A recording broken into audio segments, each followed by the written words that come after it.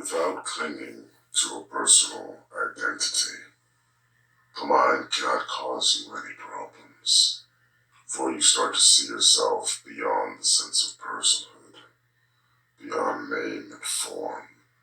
You learn to observe in the formless state, which means you're not limited, confined, defined, put into a box.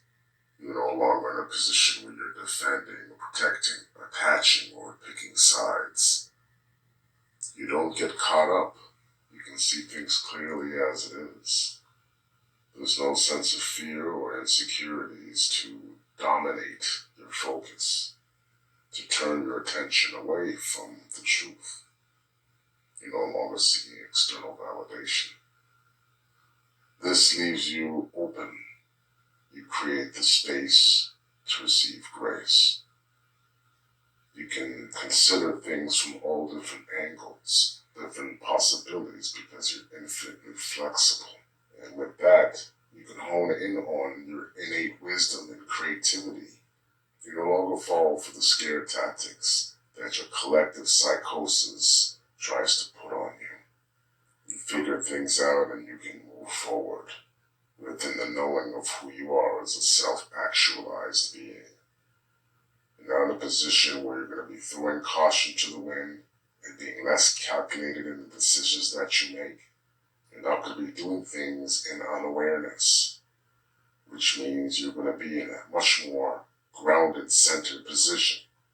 Anything you focus on outside of the recognition that you are the observer, pure awareness, will be the furthest thing from the truth.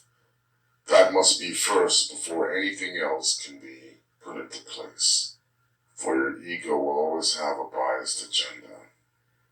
It is enough to be true to yourself as the self. All of these things that are out there in the system are tools the Matrix uses for its agenda. There is a war on consciousness, and the battlefield is the mind. If you do not take this serious, then wake up on time. The walls are going to keep closing in on you. Do not allow your mind to take away your sovereignty by getting caught up in emotion and conditioning. We must stop having faith in believing that the broken system can fix the broken system. You cannot allow yourself to be emotionally manipulated, holding on to ideas and thoughts that are not your own, afraid of being able to think and see things for yourself.